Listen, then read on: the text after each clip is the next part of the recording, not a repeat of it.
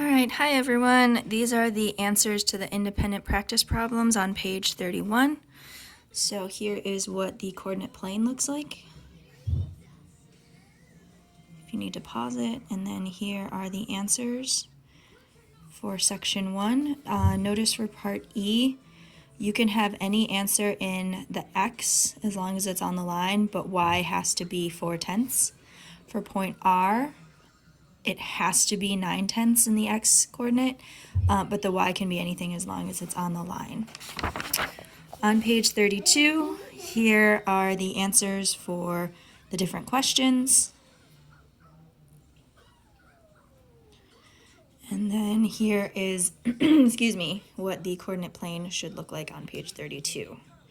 The shaded region that is red and blue just falls within this sector here. And then on page 33, you didn't have to do number 3, you just had to do part 4.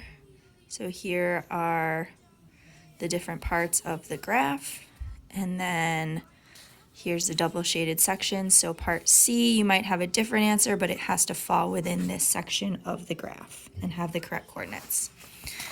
All right, last set of the week, we have lesson 7 on page 34.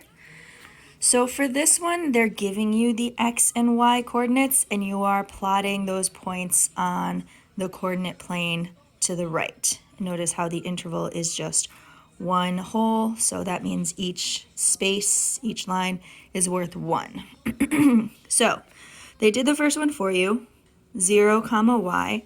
So that means that you go over 0 times, but you go up 1. So your first coordinate should be here.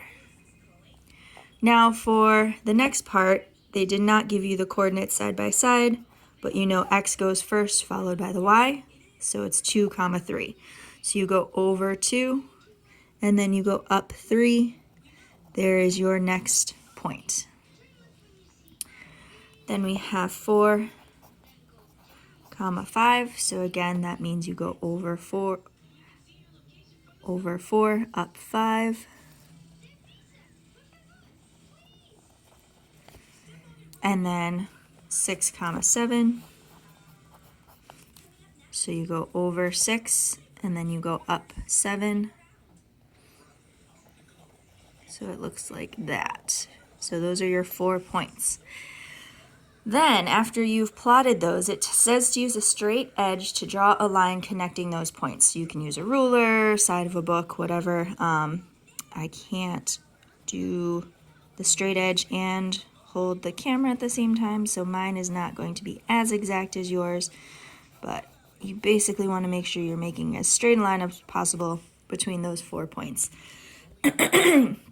so that you have your line. Okay, so this is going to come in handy when you're in 6th and 7th grade and you're doing coordinate plane stuff. This is just kind of the introduction to it all. Now we're getting to the important part. Write a rule showing the relationship between the X and Y coordinates of the points on the line. So you have to look at your coordinates, your 0, your 1, your 2, your 3, 4, 5, 6, 7. What's the relationship between those two? Well, if I take my X coordinate, how do I get to my Y coordinate? Well, if my X coordinate is 0 and my Y coordinate is 1, it seems like I'm adding 1, but you always have to check.